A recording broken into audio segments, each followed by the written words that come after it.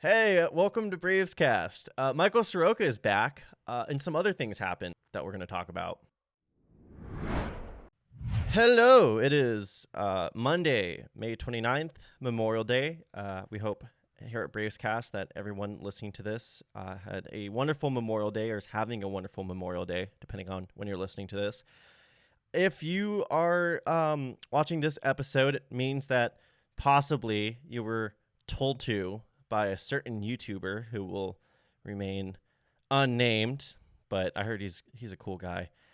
So yeah, Braves May 29th, Memorial Day special podcast. Obviously, there is a huge news in Braves country that we will talk about. But beforehand, we're going to talk about the last 2 weeks, what piqued our interest, and go from there. So, Mitchell, do you want to do some series recaps, or we can kind of go back and forth?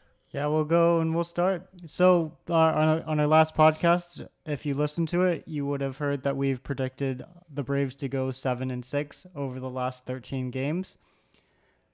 7-6 they went, and it wasn't exactly the way we expected. So they started off the series or the past 2 weeks in Texas.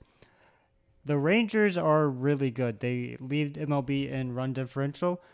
The first game of the series, the Braves won 12-0. After Jared Schuster started, that was actually pretty okay, except for the fourth inning. The Braves lost that game. The bullpen had some more struggles. The Braves ended up coming back in Game 3 and winning that series out in Texas. They went back to Atlanta, won 2 out of 3 against Seattle, and then finally returned to playing National League teams. I don't know if you noticed, Cole, but from May 4th until the end of the Mariners series, the Braves were essentially an American League team because they only played American League kind teams. When they started playing the Dodgers, I was like, wow, it kind what's of this? brings me back to watching baseball as a kid, where June was the designated interleague month because there was 14 teams in the AL and 16 in the NL, so they had to just use the month of June to get all the interleague play out. And then once the Astros switched over, then obviously the math didn't add up, and they kind of eliminated that. But now with the balanced schedules, and I don't think it's like a quirk of every team's schedule. I think the Braves just happen to have a stretch of games against AL teams in the month of May. But it was 2.5 weeks. It was kind of fun. There's a lot of I guess you could say, the last time the Mariners were in Atlanta was like 2017. The last time the Braves played the Rangers in Texas, I think since 2017 too. So, well, I mean, last year they played in Texas. Travis that's Demeritte right. hit an That inside is the right. park homer. Yeah. But the Mariners, though, before that, it's just really weird to see all of Yeah. these teams, especially seeing like the Mariners. They don't wear gray uniforms anymore because Nike. I hate is really that so weird. much. But I'm not a big fan of the Me neither. uniform policy. Me It doesn't neither. make any sense to me. But seeing Mariners and road uniforms in Atlanta was just a weird Seeing the experience. Mariners in Atlanta in general, yeah. Yeah. And so after the Braves stopped being an American League team, they faced off against the Dodgers. They lost 2 out of 3 against the Dodgers. My heart was broken several times watching a certain player just destroy the Braves. And then they split a 4-game series in Atlanta against the Phillies. They won the bookend games. They lost the middle games. I didn't watch the middle games, and that's probably why they lost. But overall, 7-6 in a 13-game span against really good teams. We can debate whether or not the Phillies are as good on paper as the Braves. One Phillies writer believes so. But the Mariners, the Rangers, and the Dodgers are absolutely, teams that you are happy to get 2 out of 3 or even win a game. Getting swept by the Dodgers, losing 2 out of 3 against the Rangers were possibilities. It definitely looked like the Rangers were going to take 2 out of 3 against the Braves. They didn't. So I'm very happy with how the last 2 weeks have gone, aside from seeing number 5 on the Dodgers. But I don't know how you felt. I'm going to go over some of my observations. Jared Schuster, I mean, he was kind of an afterthought for the 2023 season before spring training. came in, pitched really well, and pretty much pitched himself into the conversation for 5th starter. And then after that first start against the Nationals, obviously you don't want to overreact to one start, but, walking the first 4 hitters of your major league career will do that to somebody like us. So his performance the last 3 starts, really, really encouraging. He got his first career win against the Mariners. I know the Mariners have a very feeble offense right now, but Okay, there, Frank. they're still a very... I've been watching too many Frank the Tank clips. I'm sorry. We need a Frank the Tank for Atlanta. We do so not. Cole. We do not. I had a thought the other day that people like Frank the Tank ruin my enjoyment of baseball to some extent. So I am totally fine that we don't have our own Frank Fleming. Maybe one day I will get disillusioned and become the Frank Fleming of the Braves. But 2030 Braves 0-162. Yeah. But moving on, Jared Schuster, I mean, hey, he still pitched 6 really solid innings against a major league team. He looked really good. His stuff isn't going to blow you away at this point in his career, but his changeup, I mean, it kind of was giving me flashbacks to Ian Anderson when he was at his peak. Hopefully that's the only time he's going to remind us of Ian Anderson. I really hope, I pray to God that a 24-year-old, we're not talking about his peak as in the past tense already. We'll see what he looks like when he comes back from Tommy John. Anyway, that was one of the biggest developments, and then we're gonna have to talk about it because it's very complicated feelings. But Marcell Ozuna, pretty much in the last month has played himself into, I would say, the rest of his contract. Every day playing. Yeah, not just the rest of his contract either. I think at this very moment, having him at DH is better than having Travis d'Arnaud at DH. I would agree. It creates an interesting situation because we were talking about the fact that there is like a low-key logjam at DH, especially with Sean Murphy. And Sean Murphy has really, really cooled off. When he was going on his hot streak back in April, I think a lot of us were like, oh, yeah, we got Johnny Bench now. That's cool. I don't think he's the next Johnny Bench, but he's still a very good player. But with him cooling down, Travis d'Arnaud settling more into a support bench player role, which I think he's okay with that. He's 34 years old. Obviously, he can't be an everyday catcher at this point, but just his presence in the clubhouse, his presence on the team, I still think he's valuable being a part-time catcher DH. It's kind of like when we had Brian McCann and Tyler Flowers at the same time, where they're both really good catchers. I think this iteration is much better. Oh yeah. But when it was 2019, BMAC and Tyler Flowers were both really good options, but you could only play one at a time. Same with 2018 Suzuki and Flowers. It's sort of. I mean, with 2018, I would have much rather have had Flowers behind the plate than Suzuki, just as a catcher. Suzuki can hit the ball. I loved watching Suzuki. But he had a but Flowers noodle was arm. Much better. Yeah, so much better catcher. That's actually been the Braves. I would say one of their low-key strengths of their dynasty is their ability to extract any value from the catching position. They've low-key been top 10 in catching since 2018, which I think isn't really the first thing you think about when you're talking about this Braves championship team. I mean, they've been, for the most part, you can go back to all the way to Javi Lopez. And I think since Javi Lopez started catching for the Braves, there have only been 2 or 3 seasons that were not up to and par. One of them was 2014. I think it was Gerald Laird and I would say 2021 That's not a very good combo. Probably was one of those years, strangely enough. I was a big Kevin Smith fan myself, who couldn't... I try to forget I try to forget about the Kevin Smith era. Who couldn't forget the time? I think this actually happened where Max Fried hit a double and Kevin Smith was on second, but Kevin Smith didn't score. That sounds yep.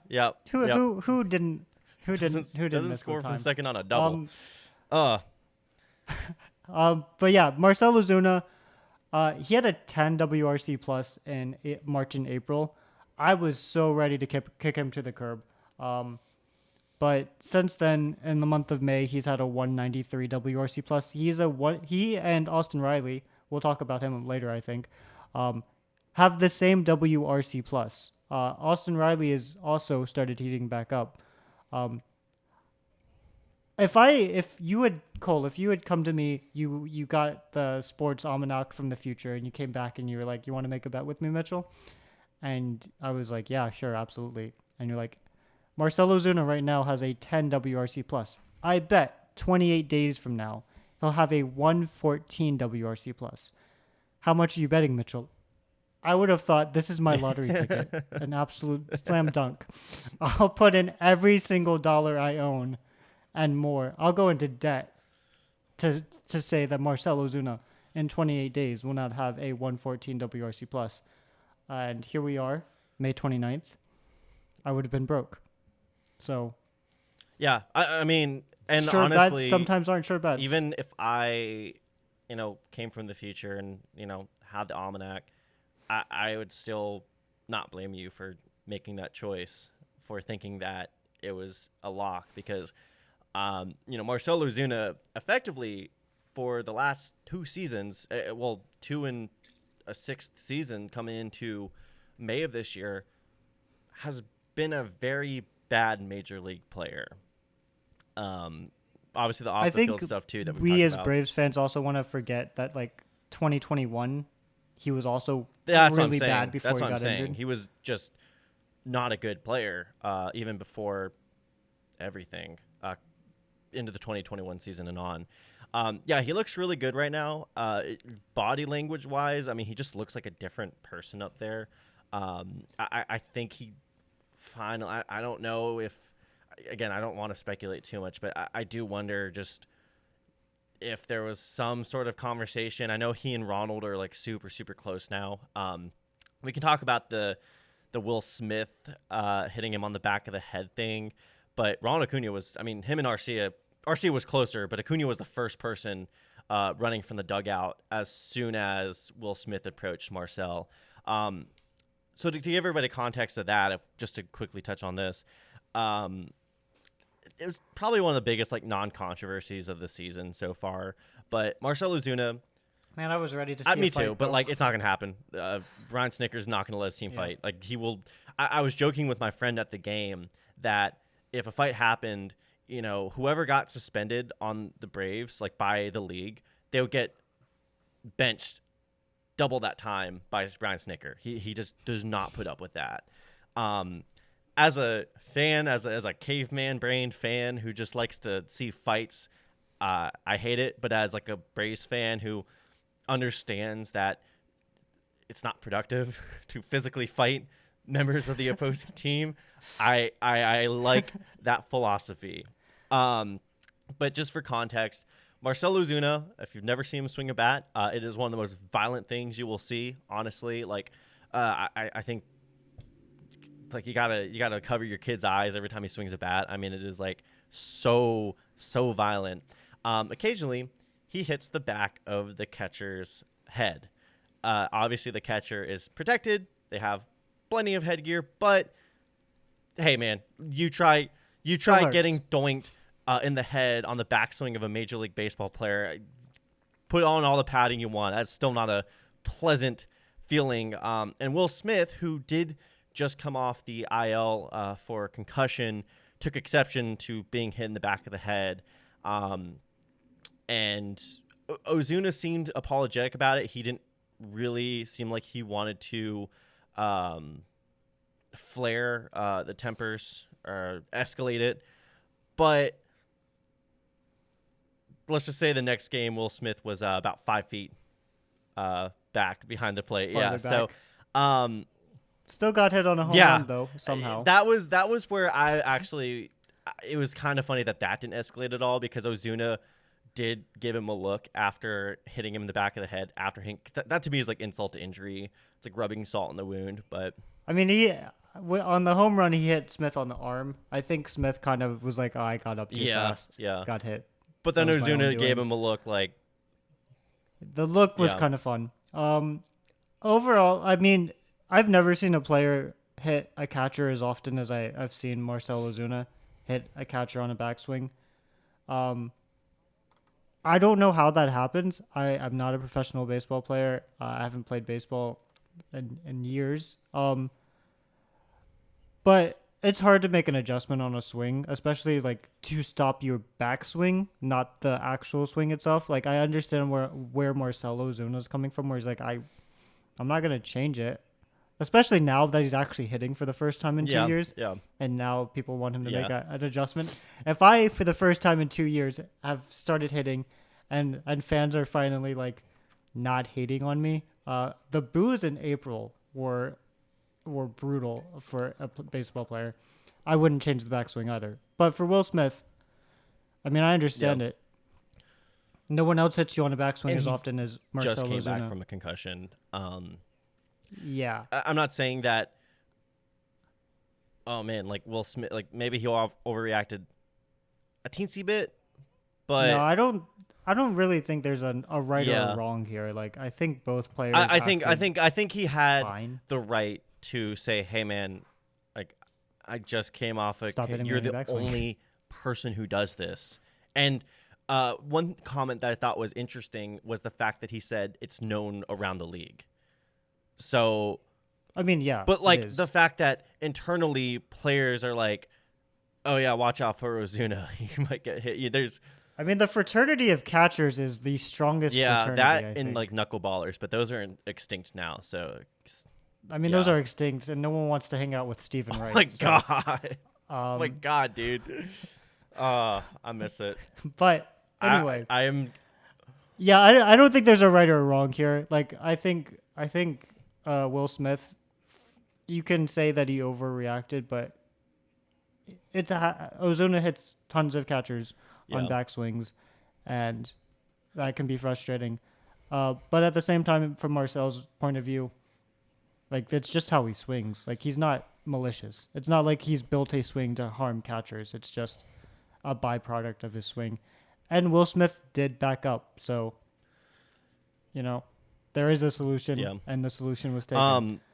Do you want to move on to talking about the other hitter who's starting to heat up, who we've kind of been saying? I mean, I don't want to pat ourselves on the back. I think you might be more the expert on this player because of a certain video, but I was legitimately starting to worry. We've done 2 podcasts talking about Austin Riley and his struggles, and the first one I was like, oh, it'll be fine. 2 weeks later, things hadn't been fixed. I was starting to worry. I wrote an article on House That Hank Built that broke down. Basically, he was just being more patient, and I think the patience was weird. I'm all for patience. I love hitters like Juan Soto, who, by the way, is also hot again. After people were worrying about him, I think Austin Riley just. I haven't looked back into the stats, but I think he was trying to walk more this season, and he was having a harder time catching up on pitches because he was trying to recognize pitches instead of being a guess hitter. Yeah, I mean, I still think he's the type of hitter, like when he revamped his approach in 2021, it was to be more heady, kind of to think about the at-bat more than just trying to gobble up, a pitch down the middle, because pitchers were exploiting that. They're like, well, if I can just throw him a slider 3 feet off the plate, I'm not going to get even anywhere close to middle of the zone. One thing that I thought was interesting is that I want to say he's pulling the ball more. Those 2 homers against the Phillies, absolute piss rockets, by the way. I don't know if y'all was very disappointed there wasn't I think you tweeted. Was it you who tweeted that you wanted a 457-foot homer for a third homer? I don't think that was me, but I will say for the next episode, I'm going to try to just look at the top 5 teams in the league and homers and try to find like the average distance or like the total distance, because I think the Braves are like by far not that The not that Braves it, hit homers farther and not that longer it than anyone matters. else. Yeah. Not that it matters. You know what? If it goes, a 350-foot homer, over the Green Monster counts the same as a 460-foot homer to the deepest part of Truist. But it is kind of cool. But it's fun watching Matt Olson hit a 464-foot homer, and just acting like it was casual. Off like, the I do this roof every day. of the chop house. Like, again, it counts the same. You don't get any bonus points for hitting it any farther as long as it's out of the park. But it is kind of cool. It's one of those, I think as like a fan, you just smile a bit thinking about how far some of these homers. I mean, not every fan base gets to watch, like, see a 460-foot homer and go like, yeah, I mean, that's cool. I've seen that before. I saw that earlier today by the same guy. I know we didn't even talk about Ronald Acuña Jr. doing the 450-foot plus streak against the Rangers. Yeah, I mean, he's cooled off with the homers, but he's still just as good. He had a 4-hit game yesterday. Yeah. I don't know. It feels weird that Ronald is so good that I just don't think we need to talk about him that much, because he's good. Yeah.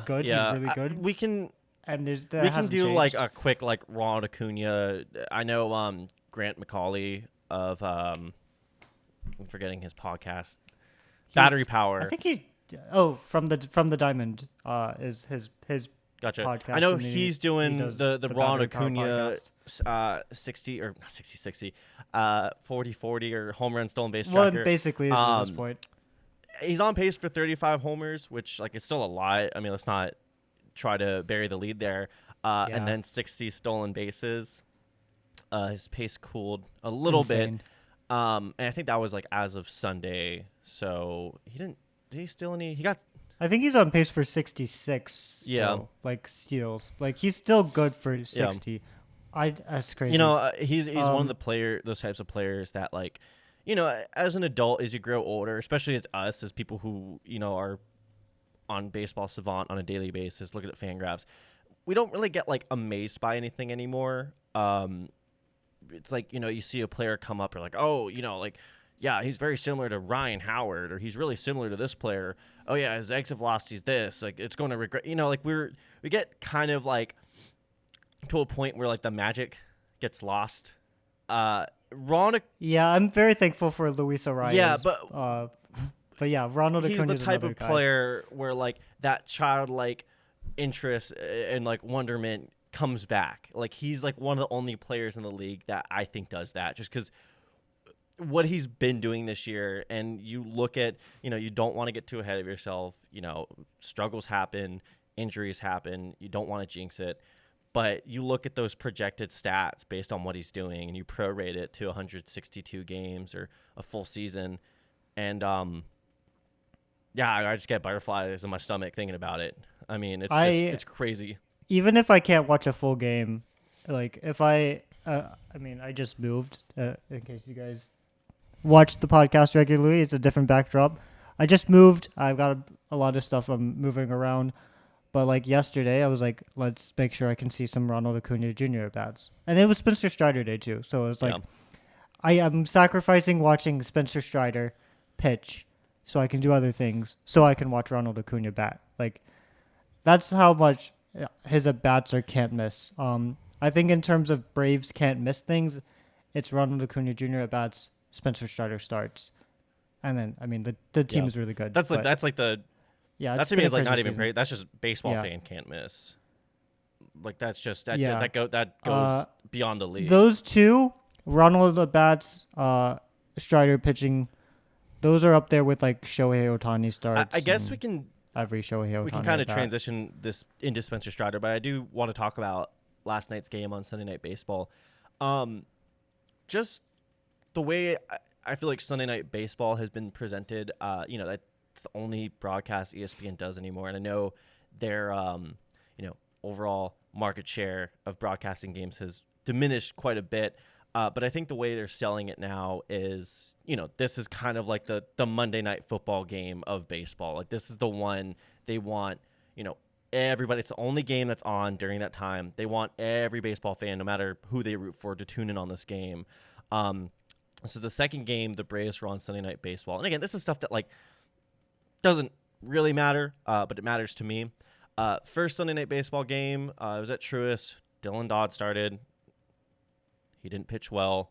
I think it was the most runs the Padres scored in a game, which, it was 11. So, that wasn't just knowing their offense. Like, that was a lot for them, unfortunately.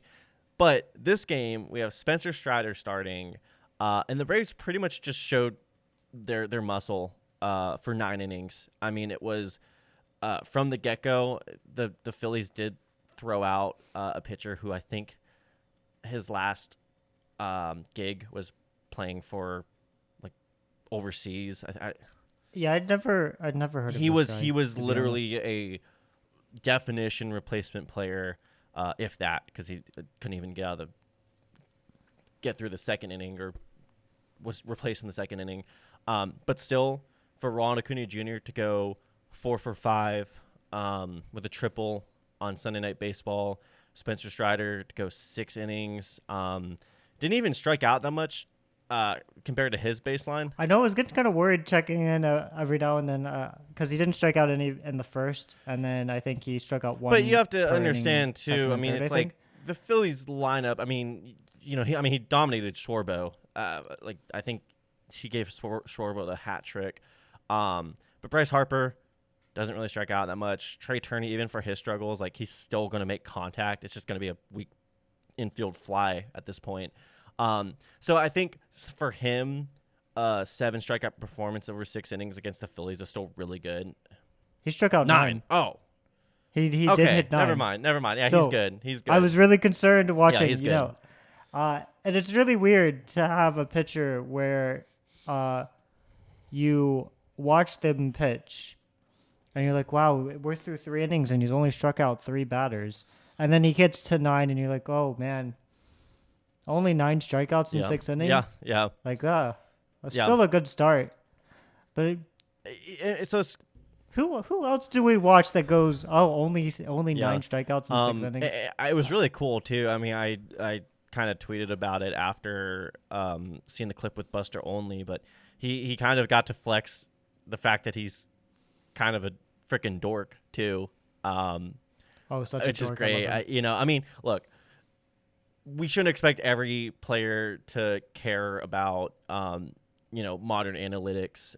They're just playing the game. They kind of do what they're told. Hey, man, you're really good against fastballs. Just hunt fastballs. But it is refreshing or cool when you see a guy like Spencer Strider who, like, thinks very deeply about what he's doing. Yeah, I loved that interview with Buster Olney where Buster was like, why don't you throw the changeup more? It's a good pitch according to all the stats. And Strider's like, well, I don't have enough control over it. Like, I can pitch it, but, like, I don't feel as much in control. So why would I throw a pitch that I don't control well when I could throw a pitch that I do? He understands himself in a way that is rarely seen. So that was cool, too. It was just I was smiling the entire night watching that game. The Braves were pretty much doing, like, everything. And, think about it, too. Sure, the Phillies threw up freaking, Ronald McNobody on the mound. They could have given Zach. Not that it matters. They don't care about the television schedule. They're just going to, line their pitching for what they think is going to work. It would have been more fun to see, like, a Zach Wheeler versus Spencer Strider kind of matchup. But, you think about the depth, too. When was the last time the Braves had, besides a bullpen game, a starter come on and, like, completely, like, not be able to get an out? So, it still shows, like, the Braves are a much better team than the Phillies. If you want to talk about on paper, if you want to talk about that for a quick second. Yeah, this is going to be a brief mini rant. There was this writer called his name is John Stolness. He writes for The Good Fight. He writes for other publications too. He has been writing for at least a decade. About 4 days ago, they published on The Good Fight An article that said the Phillies are just as good on paper as the Braves. And then they had the audacity to say that fans didn't actually read the article. He wasn't necessarily saying that the Phillies are just as good as the Braves in terms of results and everything, but there were just some really thinly reasoned arguments. My favorite is that the Braves should not be out homering the Phillies 88-53 or something like that. And then it was like the quote was absolutely no reason for it. And that was it. That was his argument that the Phillies are just as good as the Braves on paper in the power department. Was just that the Braves currently have out-hit the Phillies by over 30 homers, but that there's no reason for that. They just to got actually lucky. happen. They just got lucky an extra, 50% of the time. If the homer difference was like 10, you let that slide. But if your biggest argument is that this team that is out homering you by 35 just shouldn't happen, I don't know what to tell you. It was a really bad article. You shouldn't read it. But if you did, Be better. It's and comedy. hey, look. There's also plenty of Braves writers who, also have awful takes who work for much bigger publications. But I'm just going to say this very nicely, especially if you're a Phillies fan watching this. The Phillies are not better than the Braves this year. It's not even. You want to go through a quick not even rundown? close. Yeah, let's just do a quick. Position? Let's do a quick. I'm just gonna write these down. Position rundown from catcher all the way to relievers. Who has the better catcher? Mitch, who do you think has the better catcher?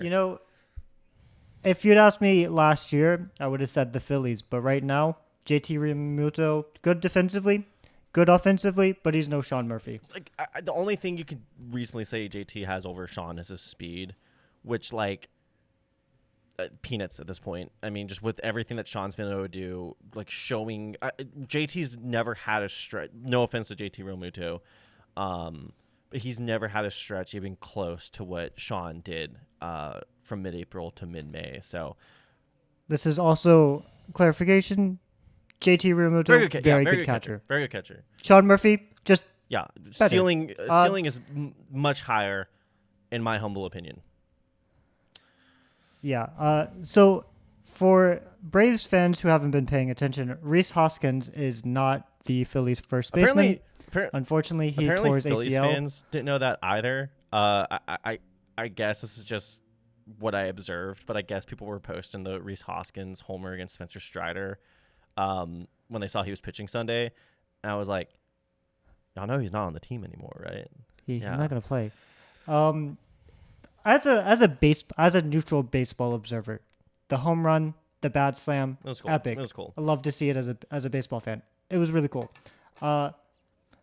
Somehow Phillies fans have also started to believe that Spencer Strider is a bad starter. You see anything that MLB posts on Spencer Strider, and you're just going to get Phillies fans posting that GIF. It was a cool moment. It really was. Even if you don't want to make excuses about Spencer Strider being injured, which we won't. It sucks for a Braves fan. I'm fine with it. We're not going to be Spencer Strider. Doesn't mean that Spencer Strider. I was going to say we're not going to be grown men here making excuses for other grown men who are being paid millions of dollars. You know what? He didn't have it at start. Was it because of injury? That's fine. Maybe, but I'm over it. So first, but it doesn't mean that he's a bad first pitcher. baseman. Right now they're. I was surprised to see they're putting Alec Bohm at first base, which is just that's kind of one of those we have zero depth options right now. Derek Hall, their initial replacement, I think tore a thumb ligament. He's out. He's out for a while. He's been out for a long time. I don't know a single person on the planet except for maybe batting average only fans who would take Alec Bohm over Matt Olson. It's Matt Olson it's every day by of the a long week, shot. just on an individual game. Second bases, Bryson Stott versus Ozzy Albies. This one's actually a lot closer, I think.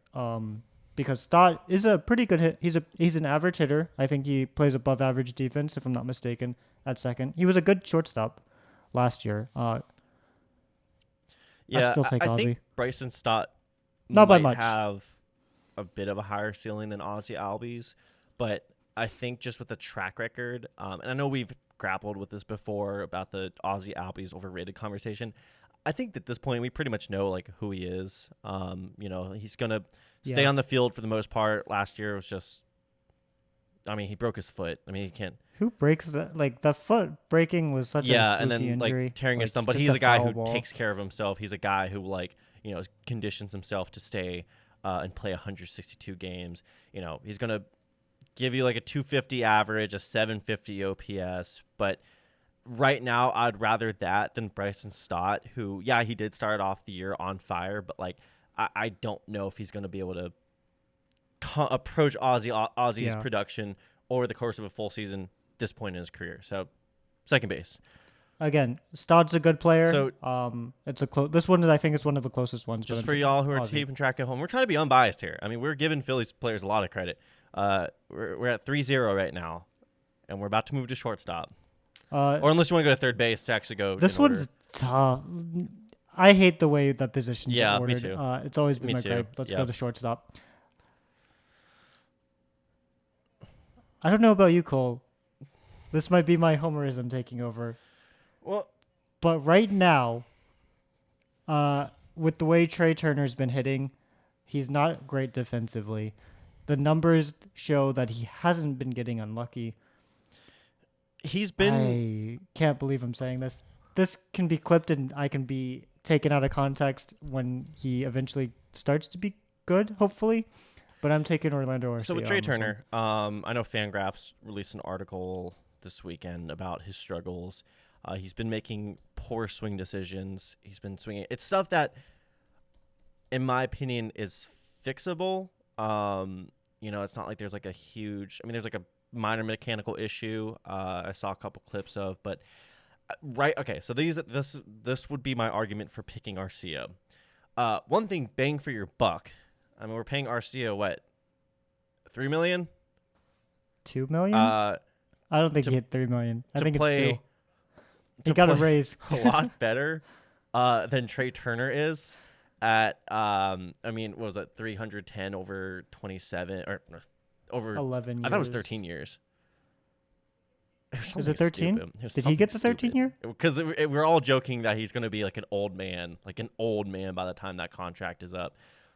Oh, no, 11 years. Okay, it was 11. Okay, $300 million. So, a hair less than $30 million. Just right now, point in time, we're both showing our homerism here. You have to take Arcia.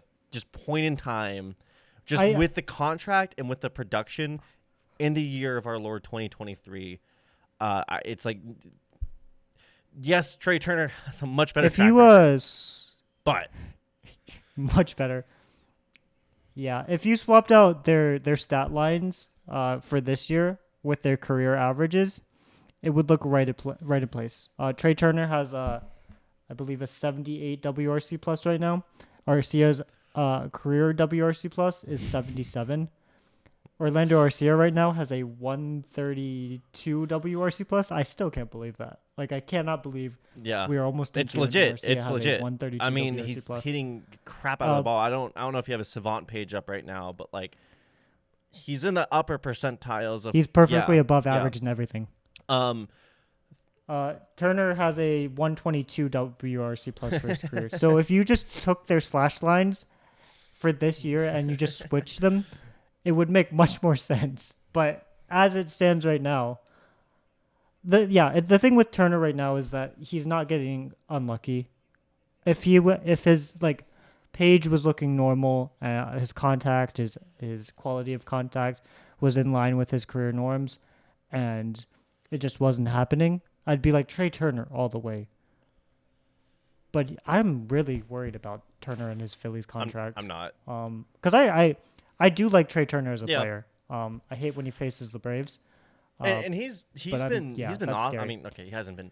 He's been really upfront about his struggles too. I mean, he is saying all the right things But I think he'll come around. But it's just right now, like we're at Memorial Day, we've had a big enough sample to start taking all these performances seriously, at least for the year 2023. If you were to say, like, who would you rather have for the rest of the year? Trea Turner in his current form, or Orlando Arcia in his current form, and this is a big and with how much you're paying them too. You know, you get a limit on how much you get to spend. Arcia, it's not even close. Just bang for your buck, Arcia. Yeah. Even if Arcia regresses and Trea Turner goes off, I think just with what we've seen so far, I would rather take that production from Arcia than what they got from Turner. Yeah. I think even if Trea Turner takes off and Orlando Arcia cools down more, which I'm not expecting at this point for Arcia, I think he'll cool down maybe a little bit. Yeah. I don't see a world in which they don't finish like where Turner does his best and Arcia is not as good. Where they don't finish with similar like production Arcia lines. could play to his floor, Turner can play to his ceiling, and I think they still finish the year with similar production. Relatively similar. And it's like one guy's being paid $2 million and the other guy's being paid 20. Yeah. 27. So. All right, here's a hard one, Cole. Edmundo Sosa or Austin Riley? Sosa. I've been a believer since I saw him on the Cardinals and the when I watched the Cardinals that one time. His defense throwing that ball to first with the Cardinals and smacking that umpire in the face. That's when I knew. I forgot that was him. Oh, that legend. Yeah, of course I'm going to take Sosa just for that. So Kyle Schwarber or Eddie Rosario and Kevin Pillar. I really like Pillar. I love Eddie Rosario for what he did in 2021. It's really tough because Pillar plays really good defense, but I think even with Schwarber struggling so far. Yeah. I mean, Rosario, I kind of think he's one of those guys. I mean, he's just hasn't really. He's been good enough, and I think he's going to be good enough for the rest of the year. Schwarber is one of those guys that can just set the world on fire on any given moment. Yeah, Pillar, you get the defense, but still, I think he's just kind of at a replacement level this stage in his career. Defense and left. He said it well so far, but yeah. Yeah, it's not. I don't. I think Schwarber, you like the potential that he's always going to bring on a given day that like Rosario and Pillar. And I know we're kind of sounding like dicks here because we did not give Turner the same credit. But I think the production lines are closer right now for Schwarber and Pillar / Rosario. Turner's been bad. He's been bad. I mean, he's been just been bad. No offense to him. I think this is the next one is a tough one for us because we love Michael Harris. I'm very tempted to take Michael Harris, but Brandon Marsh does have an 857 OPS. I just am not a believer in Brandon Marsh. I think this year so far we have to go with Brandon Marsh. Even with Harris's as much as I would love to insane take defense. Harris. So just for those who are counting at home, we have Braves 5 on the position battles, Phillies 2, and now we're about to get to the easiest choice, I think, of this entire exercise. Right field. It's Nick Castellanos versus Nick Castellanos. Ronald Acuña Jr. All the way. Dude. And there is a deep fly ball to left field, and that will make it a 4-0 game. The course of human history with a swing of a bat. That is, we've never seen a skill even. He is just the if. I'm terrified of that man. If look, we're in a kind of dark times right now. I know tragedy seems like it can strike any day. If it does, you can count on Nick Castellanos to have a big game at this point. And I think that skill is just, you can't even top it. But yeah, no, it's Ronald Acuña Jr. All the way. That's not even close. And then I think DH is the easiest one to go to the Phillies. Yeah. I'd much rather have Bryce Harper. So So what's We the count? have Braves with 6, Phillies with 3, and then we got to go to starting rotations and relievers real quick. Let's do starters because I think even with the depth issues or their depth being tested, I want to say the Braves. I'm sorry. Well, here's the problem with that is also the Phillies are That's what having I'm saying. depth Yeah, like issues. that's what I was saying about the Phillies game too. Is that they put up some guy that they literally just had to find, off like an international roster who hasn't played in the major leagues, I think ever. It might have been his debut, or he hasn't played in a while. While the Braves at least still have guys that can give you outs. I mean, just think about the last time the Braves have had a complete meltdown game from their starter compared to the Phillies. Even with Dodd and Yeah, Schuster, like Schuster he's hasn't been great, been but what he needs to be. has he allowed more than 6 runs, 5 runs? I don't think it's think so. 4 was the most he gave up in a start. He's kept them Yeah. in the game. Yeah, Yeah, he he's should kept them be. in the I mean, game. not that records really matter, but I mean, he should have 3 wins on the year so far. He's pitched really well his last 3 games. I know Zach Wheeler shut out the Braves in 8 innings on Saturday. It was a really good performance. He is a really good pitcher. I think Mets fans are going to just be kicking themselves for the fact that they let him walk, and then he becomes a Cy Young candidate. I mean, I think the Mets fans kick themselves for so many. But that's one of things them. That's so far down the Yeah, order. kicking the can so far down the road. So I know they have Wheeler. Nola, I don't even know what to think of Nola. I don't know what's going on with Nola. I really like Aaron Nola. I don't know what's going it was on. funny when on the game on Thursday because I'm like Dodd versus Nola. He's Clayton Kershaw against the Braves. Like he's literally the way Clayton Kershaw pitches against the Braves is the way that Nola pitches against the Braves. So I was like, this might be the worst game of the year for us, and we end up winning, and we end up taking Nola to task, but he's still Cy Young potential, but I think for us, we have Spencer Strider, who is a cheat code. Charlie Morin is like, he's back. There's not any, I mean, like, even just watching the games, like his slider is crisp again. I mean, it's got the spin rate on it. Just everything that kind of wasn't working for him last year, he's fixed. He is a viable number 2. I know the Phillies have Ranger Suarez. He's back now. He hasn't been that great from what I can recall. 3 starts. I think he'll be okay, but yeah, I still would take the Braves starting rotation, especially if Max Fried can come back in a month. Yeah. And we have a person we'll talk about in a minute. I'll give it to the Braves here. And then we have relievers. This one's actually tough because our relievers have been not great, but the Phillies bullpen is.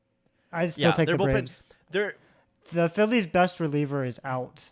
The bullpen for the Phillies, it was so interesting watching the way that Rob Thompson managed his pitching staff throughout the series because like it just showed how bad and like not deep their bullpen is. Where Aaron Nola and Taijuan Walker pitched like well compared to his standard this year. Still wasn't a great game for him, but he kept Nola in I think until the 6th. And I think Walker in until the 7th. Look, I know the Braves have had their bullpen issues. We're done with the bullpen games. Those are no more.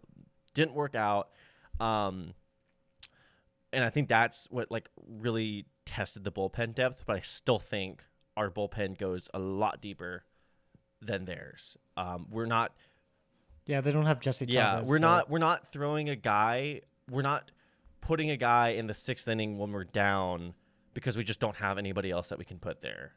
We have options 5 through 9 that the Phillies just do not have. They just Gregory Soto, not good. I mean, Craig Kimbrell. Craig Kimbrell's their closer.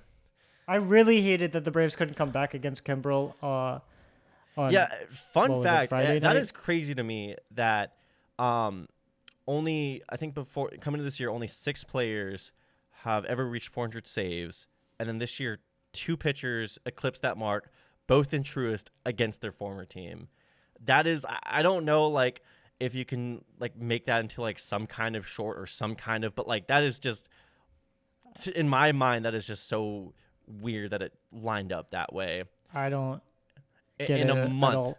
I'm kind of pissed at Freddie also because Freeman had a chance to hit his I believe 300th homer, but he hit it. He hit his 301st homer in Atlanta. He had to be lame and hit a grand slam. So just to in St. Louis. wrap up this exercise, just position to position, Braves have 8 while the Phillies have 3. And again, we are biased. We are very biased, but I think we gave the Phillies a fair shake. I'm sorry, you can't choose Nick Castellanos over Ron Acuña. You can't choose Alec Boehm over Matt Olson. The only one I think Phillies fans will have a leg to stand on is that we chose Arcia. Yeah, that is very biased. That was us really having to. I think that's the most biased. I mean, we had to squint and like really contort that one to give it to Arcia, but I'd much rather have Arcia. Especially I think we presented a better argument than, well, they should just be better, or Arcia should just be better than Turner. They should just be better. So, yeah. Anyway, there's no reason why Orlando Arcia should be better than Trea Turner, or be worse than Trea Turner. Than I anticipated. Do you want to? Than I thought, but it's time to talk. Let's do it. Let's talk about. I think Michael Soroka. I think it's Michael Soroka time. I have been so happy the past, I guess, 3 days since they called up Derek Rodriguez, and it's not because I'm a big Derek Rodriguez fan, although who doesn't love a son of an ex-MLB Hall of Famer? It was clear that when Dylan Dodd got sent down, the starter was going to be Michael Soroka. And it's weird to me that Soroka hasn't pitched in as long as he had. He's 25. He turns 26 this year. He was 22 the last time he pitched in the major leagues. And he is an all-star. He was an opening day starter for the Braves, and he hasn't pitched since he was 22. Like, that blows my mind. This is why we watch the game. I mean, this isn't just a Brave story. This is a baseball story. He was our best pitcher in 2019. I mean, he was like he should have been our number one. We didn't really treat him like a number one guy, but he was the number one guy. Fourth in Cy Young voting. Came into the 2020 season, and again, there's a lot to be said about how they handled revamping, ramping players up, and the fact that he tore his Achilles on, a play that, maybe we could say it was kind of a freak injury, but maybe he just, that's one of those plays that they go over in spring training drills all the time, and maybe he shouldn't have been doing it in a major league game without having those reps. And again, we don't know. We don't know at this point. He tore his Achilles, pretty much was going to be out the rest of the year. Starts his comeback in the 2020. This is what's weird. He starts his comeback in the 2021 season. I mean, think about how far away 2021 felt. And then, I think it was May or June, he was walking to the clubhouse at Truist, and he felt a pop in that same Achilles, and it completely retore. I know there was like some issues, like when he was going through his rehab starts, he mentioned that he did feel something off. I know there was something with like the sutures weren't fully healing internally, and I guess they just did not fully recombine it, and it tore open again. Pretty much at this point, we knew that he was going to be shut down for the rest of 2021, start the comeback again in 2022. Did he pitch in spring training 2022? Do I remember he had? I have vague memories of him in spring training, facing the Red Sox in spring 2022. I have vague recollections of that, but then I think he had another strained injury, his shoulder and was shut down for the rest of the year. They just weren't going to take the risk. Comes into spring training, really with the hope that he could make the team on opening day, but strains his hamstring, just kind of an injury that happens, especially to a guy who is ramping back up. But Strange's hamstring has to get shut down again. He comes into May with a May 6th or after May 6th with a 5.23 ERA. Just kind of needing to prove that he can throw strikes. He can go deeper into games. He's not feeling any sort of agitation, that he's feeling physically healthy. Throws 4 innings on May 6th, allowing 3 earned runs. 4 innings on May 11th, allowing 3 earned runs, and then starts to turn a corner May 17th, 4 2/3, 1 earned run, and then May 23rd, a start. I wish I had the team he was pitching against because I want to send them some champagne or something.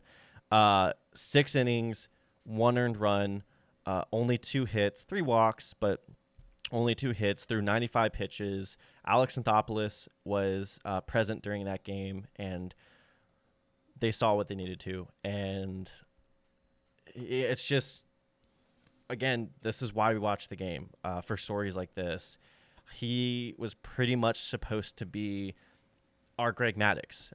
He was supposed to be our ace of the rotation. And the fact that we did all of what we've been doing without him, just really shows kind of how deep we are as a team, and just the job that Alex Anthopoulos has done and people before him to be able to create that rotation depth to win a World Series and to win. I can't even count how many NL East titles we've won at this point since 2018. We've won 3 NL East titles without Soroka. So now. He's coming back. He's facing the Athletics tonight.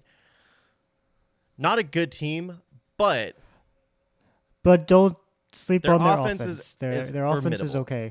Brent Rooker is hitting like Jose Canseco right now. Esteury Ruiz is the only, I would say, probably the only runner. Ricky Henderson, he's the only hitter that can compare to Ronald Acuña Jr. in terms of in-game speed. Ledmus Diaz, was on a World Series team last year. They're a formidable offense. They're not old friend Shea Langoliers. Yeah, they're okay. They're like offensively they're okay. The pitching is what's I terrible. think it lines up really well because it gives Soroka a chance to face major league quality hitting in a stadium where he's not going to feel the pressure.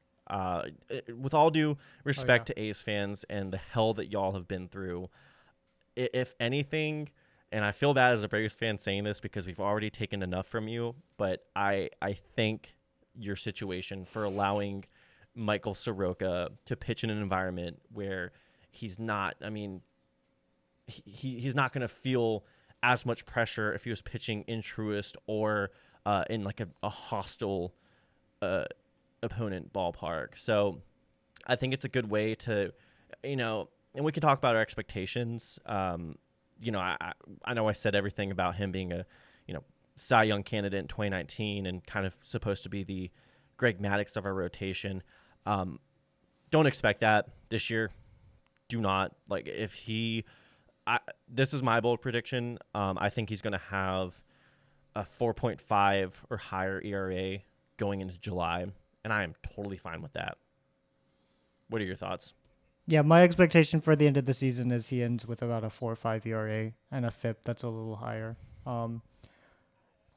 I'm happy to have him back. All I care is that he's made it back to the major leagues. And now with him in the rotation, once Free gets back, I also think the Braves have one of the smartest rotations in baseball. Charlie Morton reinvented himself. Spencer Strider, Fried, but Soroka. Thinking about smart. him and Spencer Strider in the same clubhouse makes me very happy. Like that, I would love to be a fly on the wall to hear them talk pitching, because holy shit, like, you want to talk about two guys who, like, IQ like probably higher than we all like really give them credit for, and like the way that they think about pitching. They honestly, they should just form their own podcast. I would listen to every episode. think Spencer Strider should convince Michael Soroka to become a strikeout pitcher. He's got the stuff for it. We're gonna talk about what he excels at.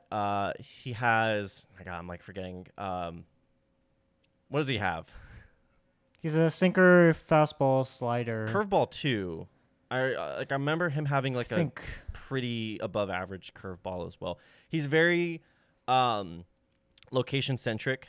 He's going to be one of those guys who's going to be nibbling on the zone. It's funny. I was looking at his game logs for 2019. he and Fried are actually pretty similar pitchers. Yeah. Like not going to. A homer happy year. I wish I had this pulled up right now. I want to look up his home run rate in 2019 because lest we forget, he pitched as a rookie. He pitched amazingly in a year where a lot of really good pitchers did not pitch that well. Okay. Do you want to guess? Damn it. 2% homer rate in 2019. That's insane. For a honestly. year, we're like in his career. In a year where freaking like Yonder Alonso, when that was 2017. Let me think of a better example. Oh man, I'm trying to wrap my brain back to 2019. Well, shit. For context, his homer rate of 1.7, career homer rate, is a half MLB average of 3.4. So he allows homers far less than an average pitcher. Yeah, doesn't walk much. He's one of those guys, like his strikeout rates aren't going to blow you away. It was 20.3% last year. That's not like going to get you giddy. But he's going to induce ground balls. He's going to pitch effectively. He threw 174 and 2/3 innings in 2019 as a 21-year-old. That is, for today's game, a pitcher that young, that's some volume. And he pitched really well in those 174 and 2/3 innings. ERA plus at 171, ERA 2.68. He was our staff ace in 2019. But again, we're hyping him up a lot. Don't keep your expectations low. I think the Braves offense, front office understands this too. Something that just makes me nervous is if he's not an effective pitcher at all and they have to send him back down. That I think with everything that's going into it, you need to keep the momentum going. You can't just have him get a taste of the major leagues. And again, there's a chance that, like, knock on wood, I'm not willing to this, but there's a chance he can't record an out tonight. He hasn't faced legit major league hitting, as legit as you want to say for the A's, whatever. It's in a regular season game since 2020. He hasn't pitched in front of fans in a major league stadium since 2019.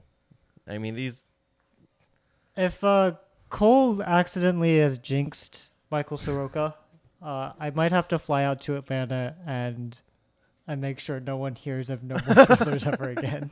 I do. Hey man, there's a. If somebody wanted to take me out, there's a bunch of ways you can do it. I have a lot of vulnerabilities. But yeah, I think for me right now, what I would be happy for is if Michael Soroka is able to prove that he can give you effective enough innings. If he pitches like Jared Schuster, I'm happy with that. I will take 3 runs, 5 innings from him. Every start. I will take 5 innings, 4 earned runs. If he's able to still pitch effectively, at least if he's, again, not a strikeout player, he's going to succumb a little bit more to BABIP luck and to his defense, which Braves defense has been kind of a mixed bag this year. It's actually really bad. Well, I was trying to be nice, but their last outs above average. Well, whatever. Outs above average is fake anyway. Ronald Acuña Jr. is the best right fielder in the league. Yeah, it's a fake stat. No, but yeah, like he's going to be more to the mercy of his defense. He's as long as he's able to keep his head down and give us effective innings, and that's really, I mean, to try to put a positive spin on the injuries to Fried and Wright. As long as he's able to prove that like he belongs here right now while they're out, and then when they come back, I think he'll have no What's issue up? doing that. I think he'll have no Yeah. issue doing that. Just showing that he yeah, belongs. and then once Wright and Fried are back, I mean with the way Elder is pitching, I mean there's going to be some decisions that need to be made. Oh, we got to talk about Bryce Elder. Yeah, Next podcast, we'll talk yeah. about Bryce Elder. There's so much to talk about. I mean, you really think about it. We're running out of time right. here. That was the Michael Soroka segment.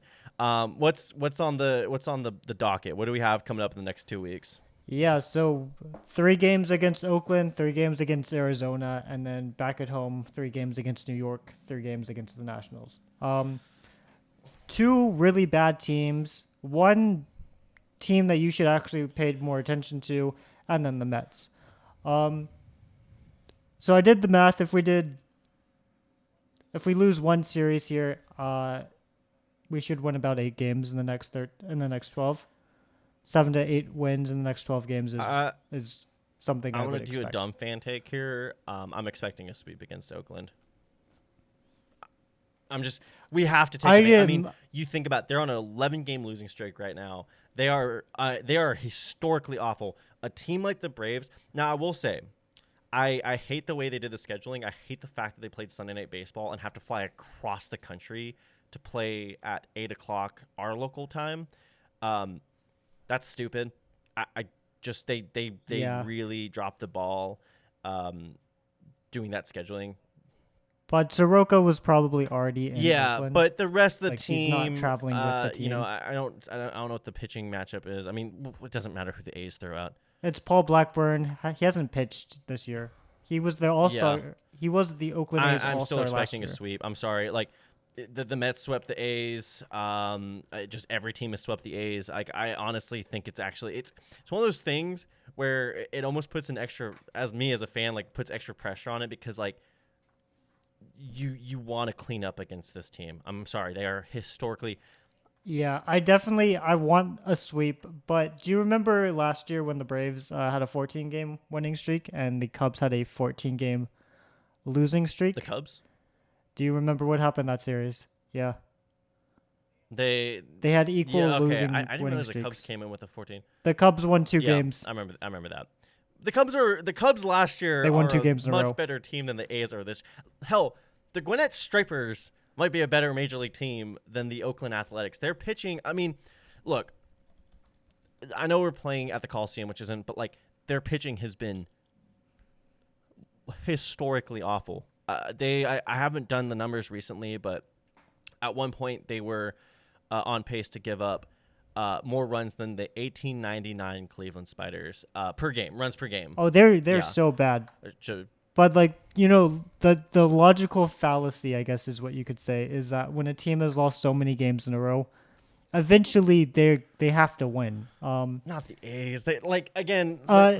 This is a conservative guess. Like the Braves will probably lose one of the series against either New York or Arizona. Arizona's a good team. New York is a good team. Losing one of those series and then winning 3 of those game series. 8 wins in that time frame. 8-4 stretch in the next 2 weeks. You take that every day. But a sweep would be nice. No, it's like it's one of those things too where you can't, when you're penciling this on paper, you can't. I mean, a sweep is very hard to do. Yeah, it's so hard to pencil. But just as a fan, as somebody who's been paying attention to how bad the Athletics are this year, I'm just gonna say it. I'm gonna be disappointed if we don't sweep them. If they lose on Wednesday, it's a day game. I will be very upset because when you lose a day game, you have the entire day to be upset about it. And then Thursday too. They're not playing on Thursday. Day off day. Arizona. Like I said, they're a good team. I still think we should take 2 out of 3. Mets, I Two out think of 2 three. out of 3 too. I mean, it depends on the pitching, the way we line up the pitching, but I'm assuming against the Mets we're throwing at least one of Strider or two of Strider, Morton, Elder. Nationals, I don't want to predict a sweep. Nationals have been better than most people are. They're still bad, but they've been better than most people are giving them credit for. But we should still take 2 out of 3. Like that should still be a given. So yeah. I know there's a lot we still haven't talked about, but we're people are getting bored now. They've heard enough of our voices. Yeah. So if you came here, and if you're still listening, because a certain YouTuber told you to, thank you. If you did come here because of that, the Braves have either swept or done anything besides sweep the A's. So, comment, let us know how that was, future you. And I just passed Cole and subscribers, so it would be really not cool of you to make Cole pass me back. So don't, whatever you do, don't subscribe to No More Mitchell's Feelers. channel, please. Unsubscribe, if anything. I'm unsubscribed to Cole's channel. I'm gonna cut your segment from the video. I can't have. No, it's a good. I'm segment. editing this one. It's a really good segment. Okay. Yeah. Okay. It's been real. Go Braves. Subscribe. Bye.